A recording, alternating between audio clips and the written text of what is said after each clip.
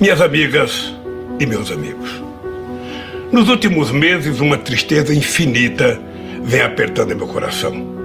O Brasil está vivendo um dos piores períodos de sua história. Com quase 130 mil mortos e mais de 4 milhões de pessoas contaminadas, despencamos em uma crise sanitária, social, econômica e ambiental nunca vista.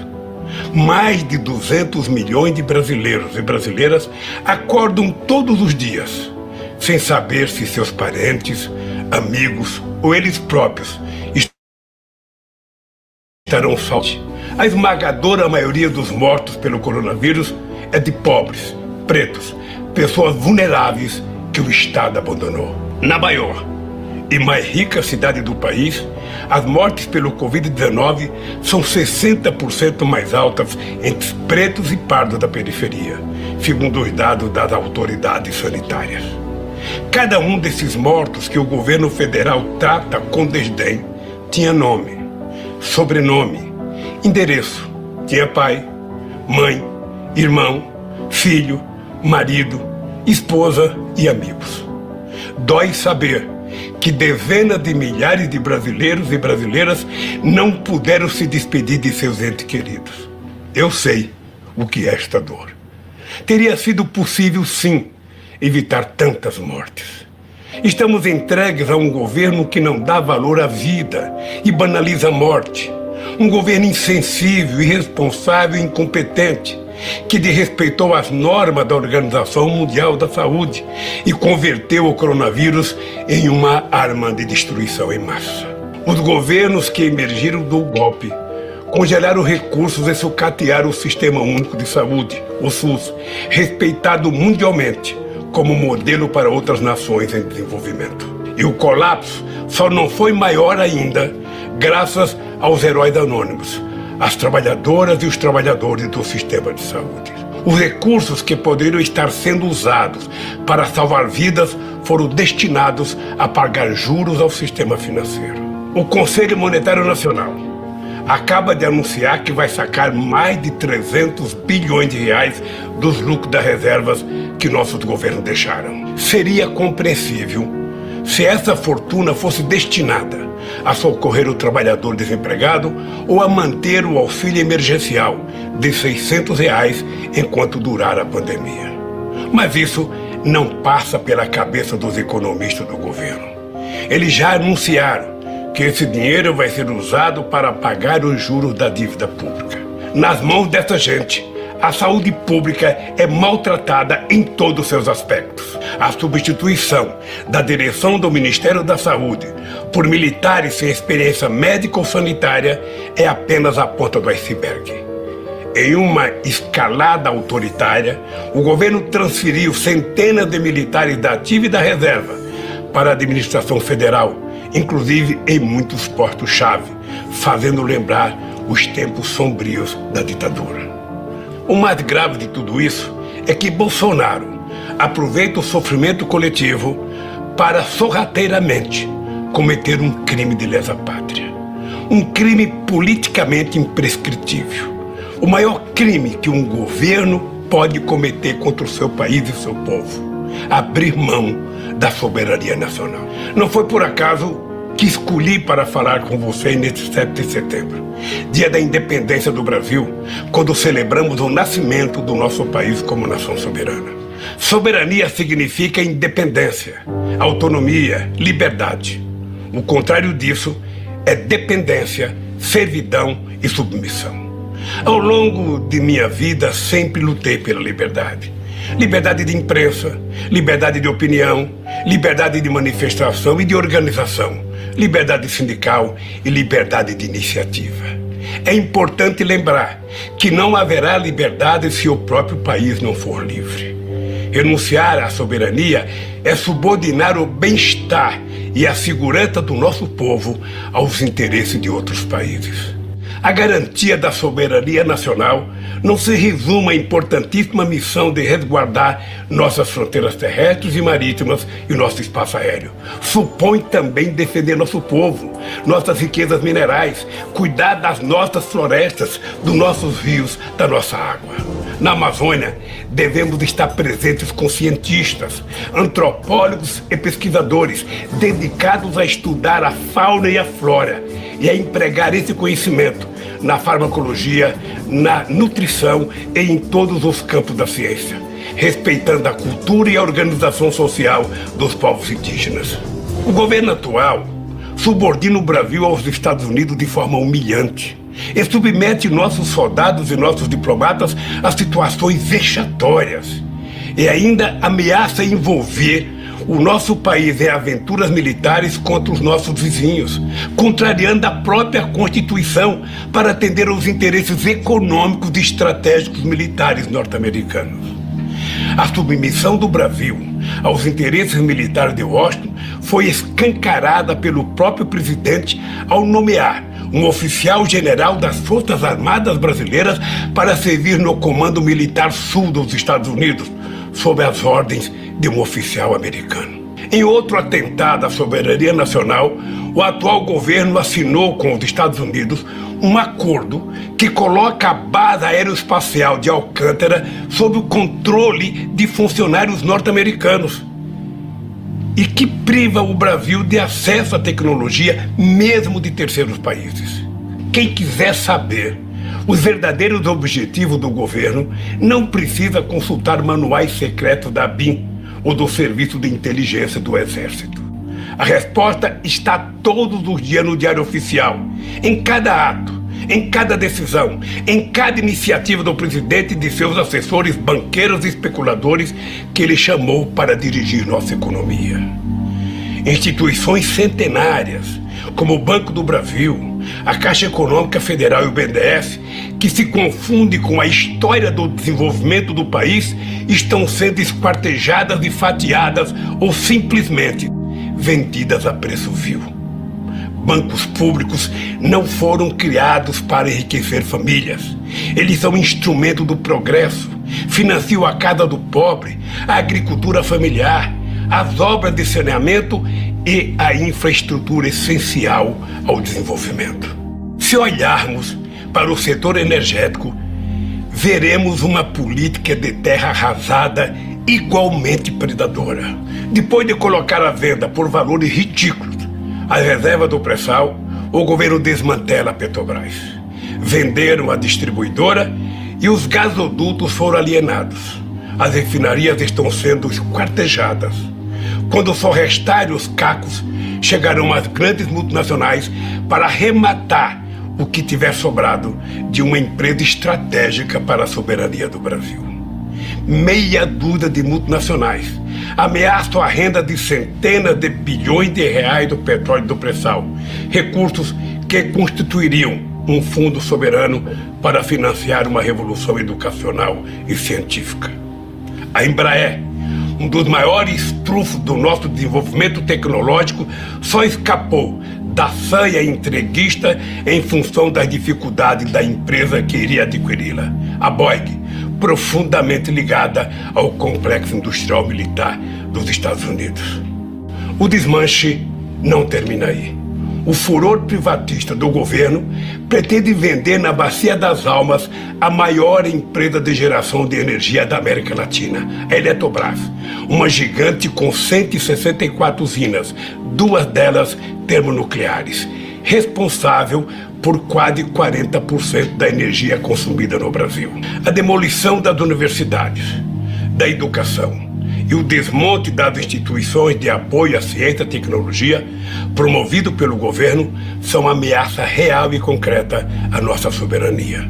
Um país que não produz conhecimento, que persegue seus professores e pesquisadores, que corta bolsa de pesquisa e nega ensino superior à maioria de sua população, está condenada à pobreza e à eterna submissão.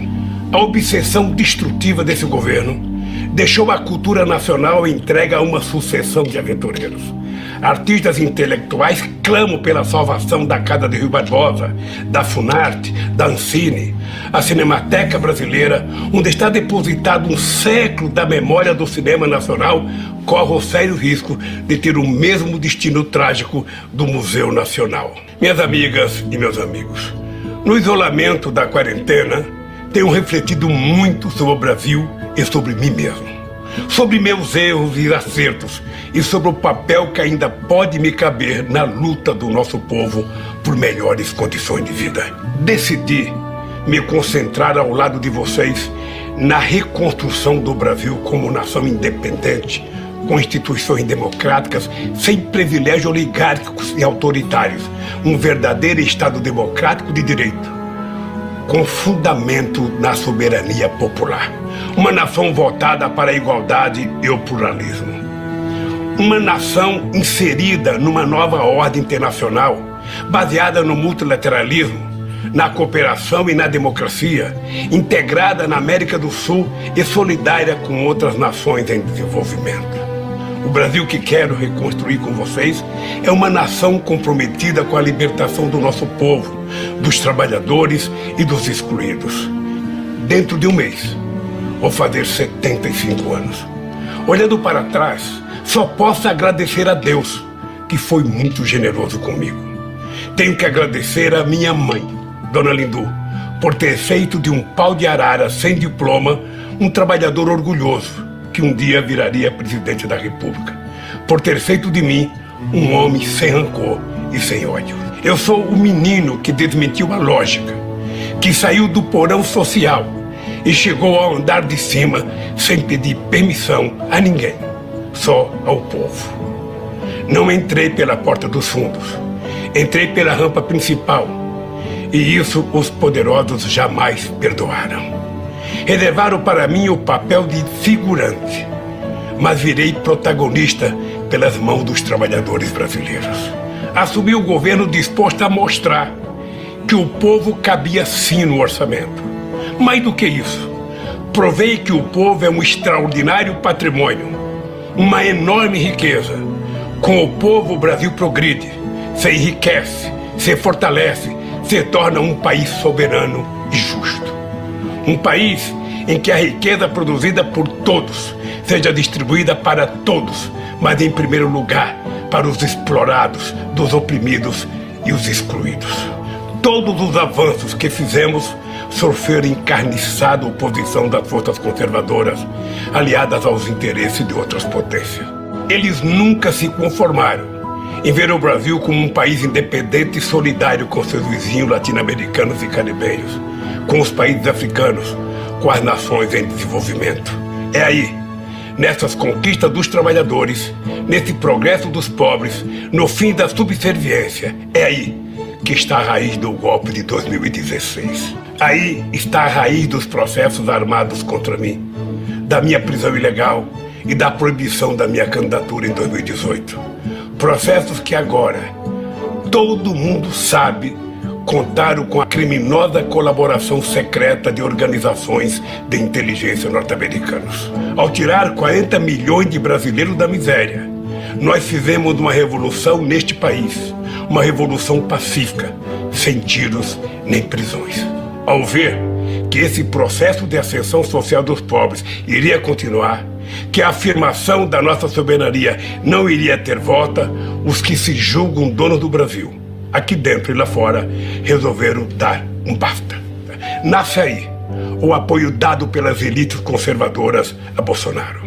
Aceitaram como natural sua fuga dos debates, derramaram rios de dinheiro nas indústrias das fake news, fecharam os olhos para seu passado aterrador, fingiram ignorar seu discurso em defesa da tortura e a apologia pública que ele fez do estupro.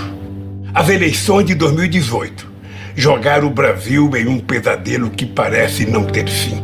Com a ascensão de Bolsonaro, milicianos, atravessadores de negócios e matadores de aluguel saíram das páginas policiais e aparecem nas colunas políticas. Como no filme de terror, as oligarquias brasileiras pariram um monstrengo que agora não consegue controlar, mas que continuarão a sustentar enquanto seus interesses estiverem sendo atendidos. Um dado escandaloso ilustra essa conivência. Nos 4 primeiros meses da pandemia, 40 bilionários brasileiros aumentaram suas fortunas em 170 bilhões de reais. Enquanto isso, A massa salarial dos empregados caiu 15% em um ano, o maior tombo já registrado pelo IBGE. Para impedir que os trabalhadores possam se defender dessa pilhagem, o governo asfixia os sindicatos, enfraquece as centrais sindicais e ameaça fechar as portas da Justiça do Trabalho. Querem quebrar a coluna vertebral do movimento sindical, o que nem a ditadura conseguiu. Violentaram a Constituição de 88. Repudiaram as práticas democráticas, implantaram um autoritarismo obscurantista que destruiu as conquistas sociais alcançadas em décadas de lutas. Abandonaram uma política externa altiva e ativa, em favor de uma submissão vergonhosa e humilhante. Este é o verdadeiro e ameaçador retrato do Brasil de hoje. Tamanha calamidade terá que ser enfrentada com um novo contrato social que defenda os direitos e a renda do povo trabalhador. Minhas amigas e meus amigos, minha longa vida, aí incluídos os quase 2 anos que passei em uma prisão injusta e ilegal, me ensinou muito. Mas tudo que fui, tudo que aprendi, cabe num grão de milho se essa experiência não for colocada a serviço dos trabalhadores. É inaceitável que 10% da população viva às custas da miséria de 90% do povo. Jamais haverá crescimento e paz social em nosso país, enquanto a riqueza produzida por todos for parar nas contas bancárias de meia dúzia de privilegiados. Jamais haverá crescimento e paz social se as políticas públicas das instituições não tratarem com equidade a todos os brasileiros. É inaceitável que os trabalhadores brasileiros continuem sofrendo os impactos perversos da desigualdade social. Não podemos admitir que nossa juventude negra tenha suas vidas marcadas por uma violência que beira genocídio. Desde que vi, naquele terrível vídeo, os 8 minutos e 43 segundos de agonia de George Floyd, não paro de me perguntar: quantos George Floyd nós tivemos no Brasil? Quantos brasileiros perderam a vida por não serem brancos? Vidas negras importam, sim, mas isso vale para o mundo. Vale para os Estados Unidos e vale também para o Brasil. É intolerável que nações indígenas tenham suas terras invadidas e saqueadas e suas culturas destruídas. O Brasil que queremos é o do Marechal Rondon e dos irmãos Vilas Boas, não o dos grileiros e dos devastadores de florestas.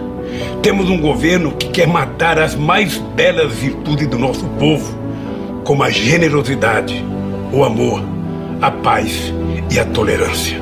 O povo não quer comprar revólveres, nem cartucho de carabina. O povo quer comprar comida. Temos que combater com firmeza a violência impune contra as mulheres. Não podemos aceitar que um ser humano seja estigmatizado por seu gênero. Repudiamos o escárnio público com os quilombolas. Condenamos o preconceito que trata como seres inferiores, pobres, que vivem nas periferias das grandes cidades. Até quando conviveremos com tanta discriminação, tanta intolerância e tanto ódio? Meus amigos e minhas amigas, para reconstruirmos o Brasil pós-pandemia, precisamos de um novo contrato social entre todos os brasileiros.